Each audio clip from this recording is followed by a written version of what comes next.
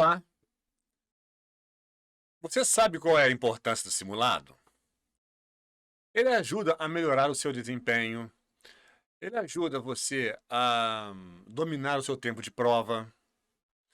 O simulado ele também contribui para o seu controle físico e mental. Ele reforça os assuntos estudados. Ele faz com que você, candidato, fique atento às pegadinhas que acontecem nas provas. E também é uma peça fundamental no seu preparo, nos seus estudos. Tá bom? Vamos então resolver alguns simulados. Vem comigo. Give people autonomy. Dê autonomia às pessoas. Bom, você traduza o texto. Isso aqui é um simulado, é um exercício. Traduza o texto para você reforçar as aulas de gramática que você já esteve aí no seu cursinho, estudando por conta própria. Reforça esses assuntos. Você vai lembrando, vai memorizando verbos regulares, verbos irregulares.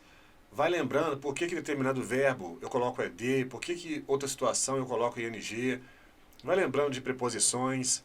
Palavras novas vão agregando ao seu vocabulário. Isso é muito importante. Traduza o texto e depois confira a sua tradução com a minha aqui. Vamos lá. Give people autonomy. Dê autonomia às pessoas. Dar às pessoas controle sobre o que elas estão fazendo faz com que as pessoas produzam mais. Por Susan Weinschenk, PhD em Brainwise. Numa recente postagem no meu blog, eu escrevi que uma das melhores maneiras para motivar as pessoas é estimular o desejo pela superação. E quebrar algo em pequenos pedaços e depois colar esses pedaços estimula o desejo de se superar.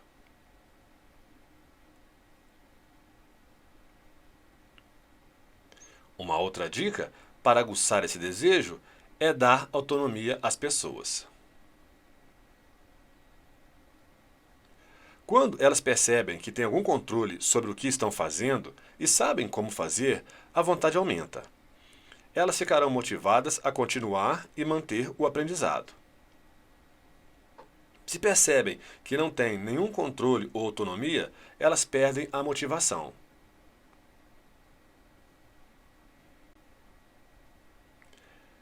Perdem a motivação em aprender e fazer mais. Podem perder a vontade de aprender, qualquer que seja a tarefa que esteja pedindo-as para executar. Here is an example. Então, aqui vai um exemplo. Vamos supor que você tenha criado um aplicativo para o aprendizado de um idioma. O desejo pela superação estará automaticamente em jogo se a pessoa quer aprender um idioma. Porém, se você quer que elas continuem a usar o aplicativo e usá-lo frequentemente, então você tem que fazer muito mais que apenas apresentar lições no aplicativo. Uma maneira de estimular o desejo de domínio é dar a elas algum controle sobre como usar o aplicativo.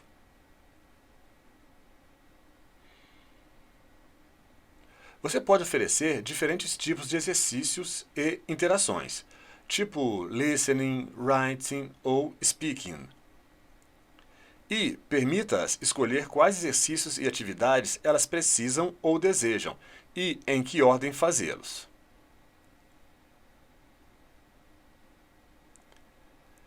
Se elas sentirem que têm o controle da velocidade que elas avançam nas lições, quais querem repetir, quais atividades executar e em que ordem, ficarão mais motivadas a continuar aprendendo.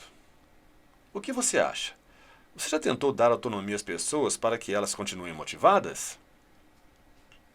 Está aí a tradução do texto.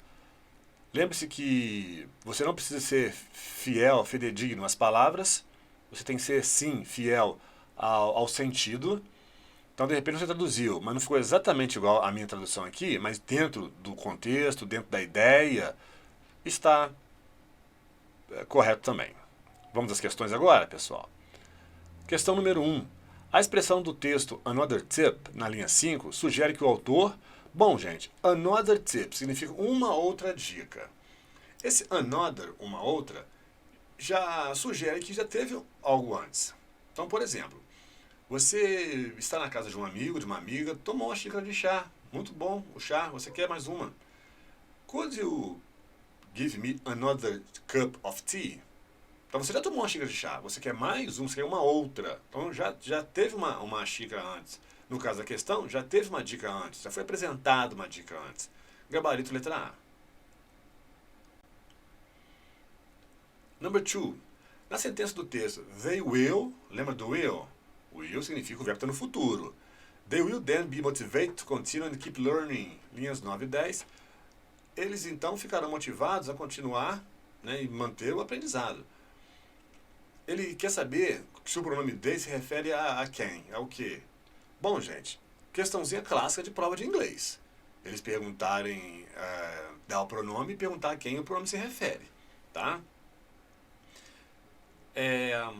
O que eu posso te falar aqui? O they, se já estudou, você sabe que they é para plural. É bom você baixar o olho nas opções e veja se tem alguma opção no singular. Fatalmente não é o gabarito, então você já poderia arriscar. Infelizmente não é o caso dessa questão, porque essa questão toda ali está no plural, tá? Você olhar lá no texto, esse they aí, ele vai se referir às pessoas em geral. Então elas, né, as pessoas, ficarão motivadas a continuar, né, a manter o aprendizado. Questão 3.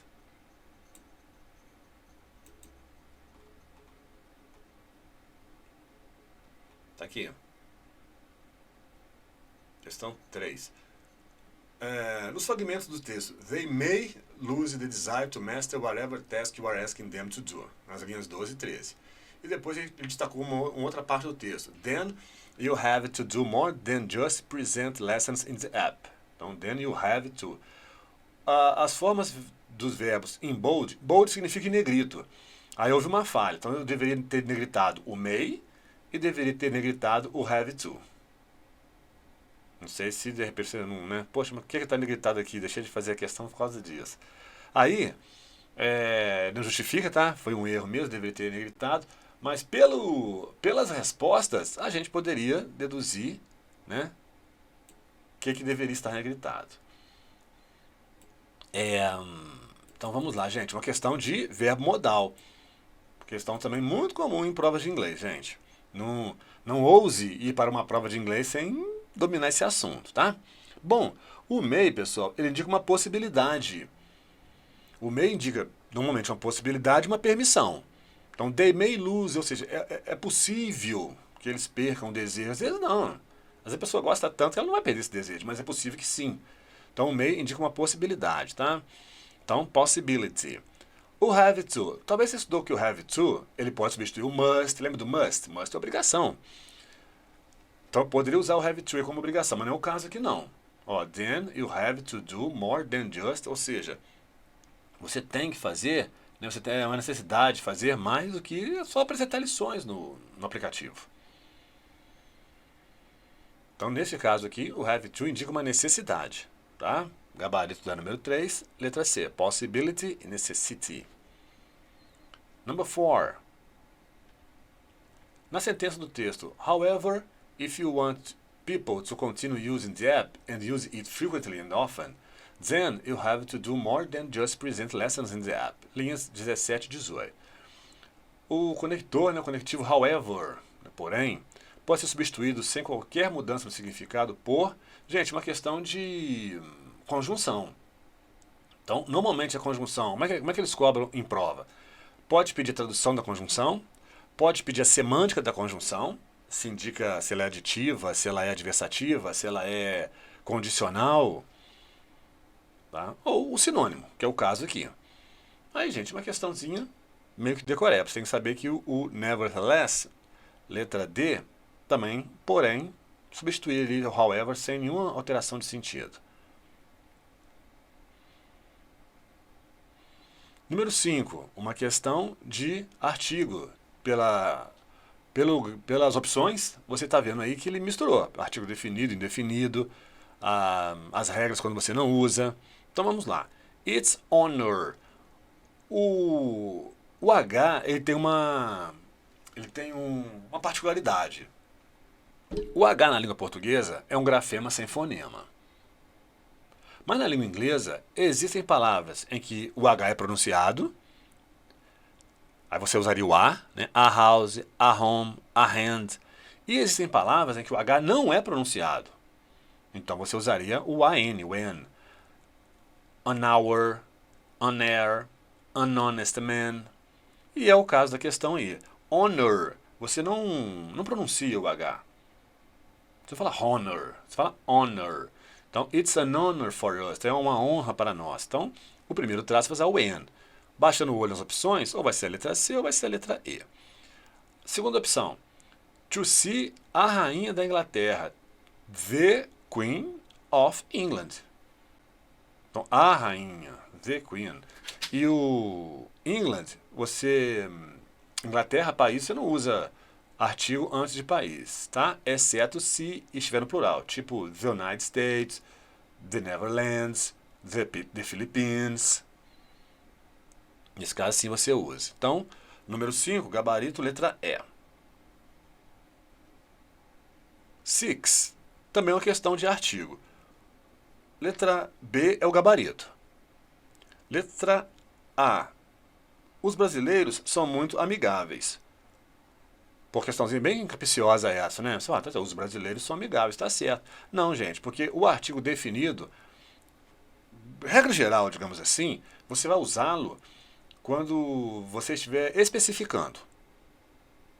Quando você estiver generalizando, você não usa artigo. Então, o certo é ser Brazilians are very friendly. Letra B, o gabarito, tá certinho. Letra C, the spring is the season of flowers. Sim, primavera é a estação das flores. Não tem o D aí. É desnecessário ele justificar. A não ser que você estivesse especificando, né? A primavera, lá no país tal, é diferente. Aí você está especificando, aí tudo bem, mas não rola. Letra D, New York, né? Você também não usa artigo antes de estados, países, a não ser que ele esteja no plural. E a letra E, a mesma justificativa da letra A. Futebol é um jogo popular. Eu estou especificando, não, estou generalizando. Então não tem a necessidade do uso do artigo. Número 6, gabarito B de bravo. 7. I know he will tell a different story. Bom, vamos olhar aqui as opções. Ah, tá, é uma questão de pronome também. Tell é o verbo dizer, contar. Depois de verbo, você usa o quê? O pronome objeto. Me, you, him, her, it, us, you ou them. Das opções que eu tenho aí, letra E, us. Então, he will tell us. Irá nos contar, né? Contar-nos uma história diferente. 7, letra E de echo. 8. Também é uma questão de pronome. Muito boa. This dictionary is in 4th edition. Esse dicionário já está na 4ª edição, em sua 4ª edição. Dicionário é coisa, singular.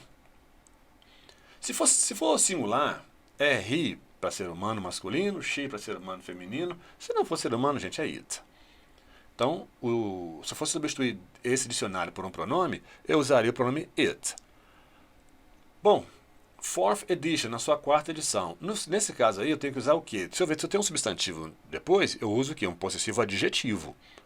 O possessivo adjetivo que eu tenho aí, que equivale ao sujeito it, é a letra C, its. Cuidado com a D, porque isso aí você também lê its, mas é outra coisa, é o verbo to be aí, está. Número 8, letra C de Charlie. Number 9. É uma questão que ele te deu uma declaração e te pede a pergunta, tá? Eu costumo falar com os meus alunos que em prova, ou você tem um erro gramatical ou você tem um erro semântico. Erro gramatical, gente, é gramática mesmo, como algumas questões aí que já resolvemos. Está errado, gramaticalmente está errado. Então eu não posso usar artigo aqui, esse verbo por exemplo, precisaria de um S, ele está sem S. Isso é um erro gramatical. Tá? O que é um erro semântico? Seria um significado. Se você olhar aí, eu passando o olho rapidinho aqui, eu acho que a maioria aqui está gramaticalmente correto. Olha lá, você tem o did, né, o verbo normal, começa com o pronome interrogativo. Eu acho que está tudo normal aí, gramaticalmente. Só que ele pede qual que é a pergunta para essa resposta aí. Bom, você tem duas opções aí. In 1994, em 1994. Gente, em 1994 isso é tempo. O que responde tempo é quando você pergunta com when, quando. Depois você tem na Índia. Na Índia é lugar. Para você ter um lugar como resposta, eu preciso do where, onde na pergunta. Se você olhar aí na vertical, não tem nenhuma pergunta começando com where.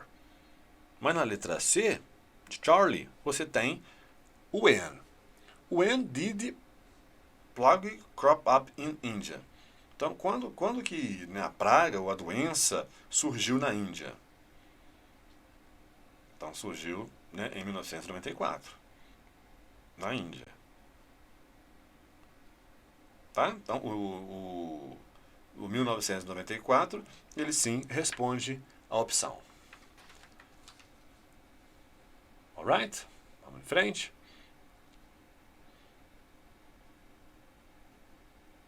Questão 10.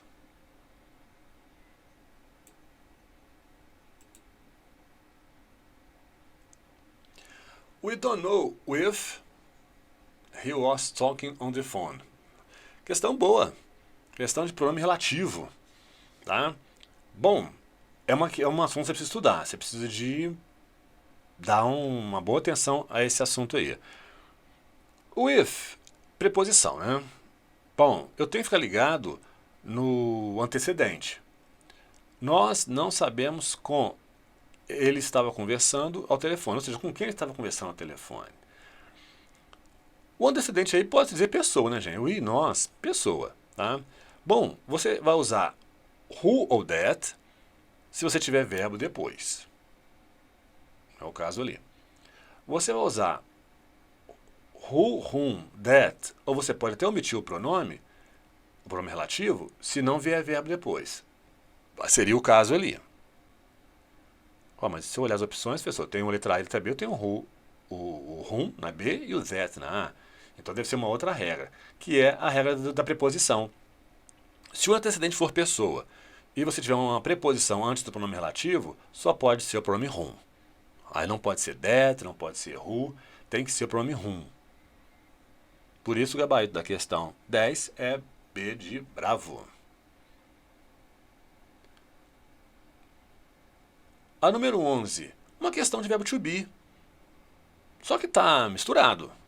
Tem tempo no presente, tem tempo passado, tem passado perfeito. Você tem que ficar atento. Como eu falo sempre para meus alunos, gente, tem que ter alguma coisa na questão direcionando vocês. Porque, pô, eu tenho isso, se olhar na vertical ali, você vai ver, eu tenho is, eu tenho was. Então e aí, é presente ou é passado? Tem que ter alguma coisa na questão direcionando a minha resposta. No caso dessa questão, você tem o AGO ali, ó, ago. A long time ago, muito tempo atrás, o ago, gente, ele digamos que ele introduz um simple past. 2 days ago, 2 dias atrás. Então, esses 2 dias atrás, eles já tiveram início e fim. Quando já teve um início e um fim, isso é simple past. Então, você vai estudar isso daí, você já não estudou, né? É o did, verbo regular, verbo irregular, mas se for o verbo to be, que é um verbo especial, eu vou usar o was ou were, vai depender do sujeito. O sujeito é London, Londres é singular, então vai ser o was, concorda?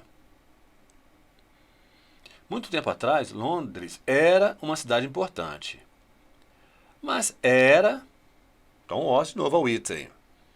O it eu uso o was, mas era diferente, né, de Londres de hoje, ou da Londres de hoje. Então o was e o was.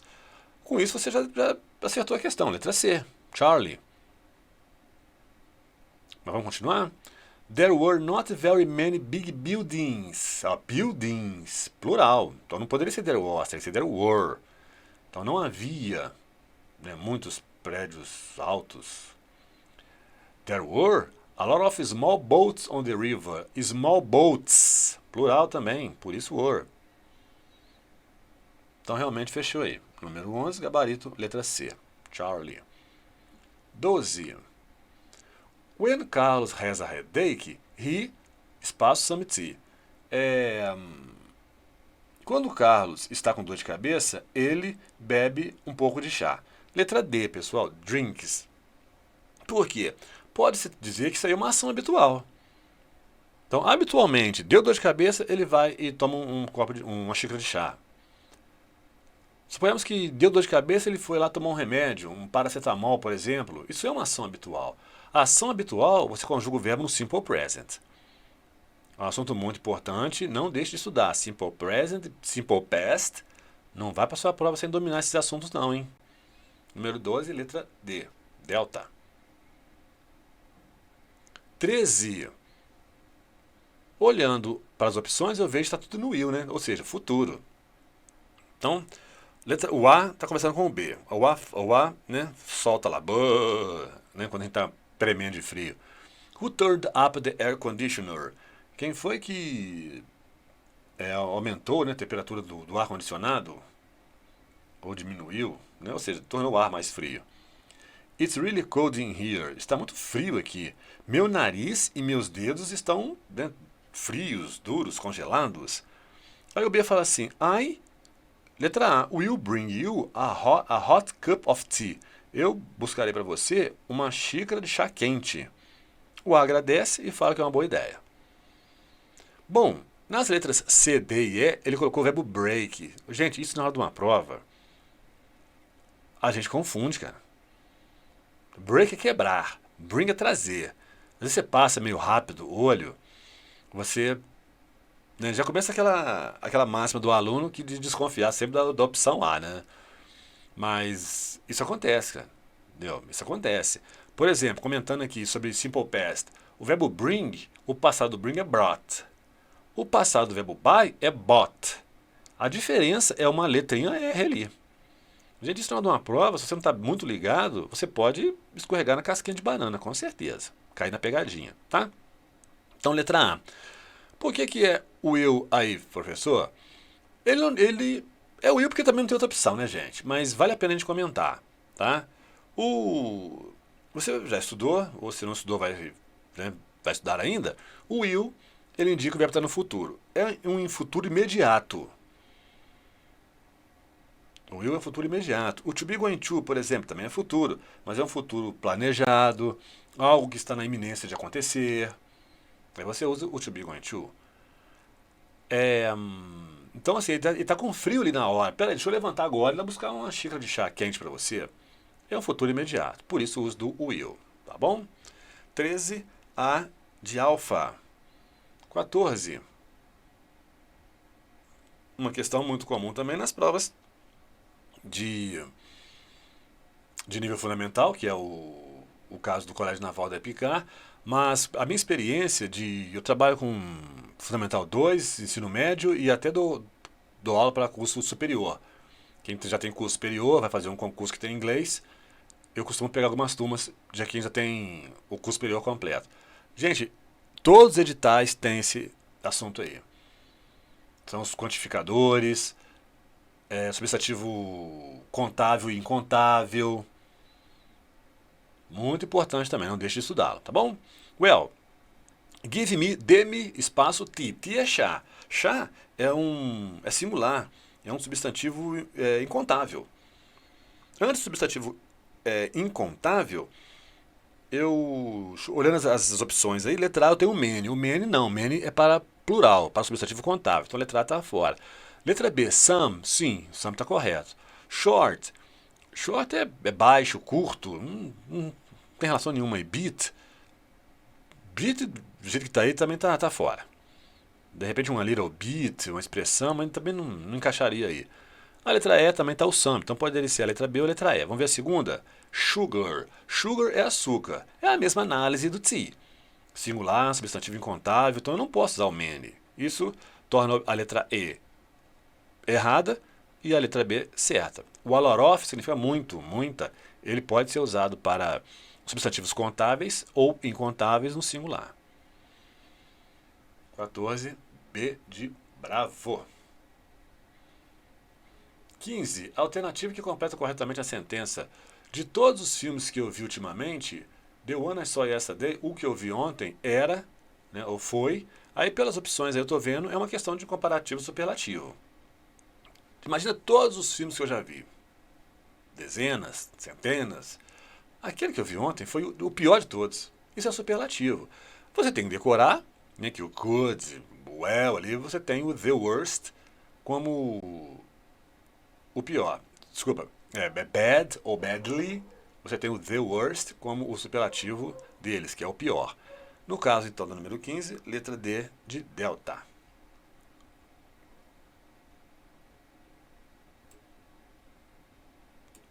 E, para terminarmos esse primeiro simulado, questão 16. A questão 16 é uma questão de verbo modal. Tá aqui, ó. Research shows that some screens may not be as effective as hoped at preventing sunburn. Pesquisa mostra que protetores solares podem não ser tão efetivos quanto esperado na prevenção das queimaduras do sol. Os usuários podem estar passando muito tempo no sol com a falsa sensação de segurança. Ele pergunta qual que é a ideia que o MEI expressa aí. Uma ideia de possibilidade. Então, é possível, né? Pode não ser tão efetivo, né? Os usuários podem estar passando, né, longas horas, né, passando muito tempo ao sol. Então, possibilidade, letra B.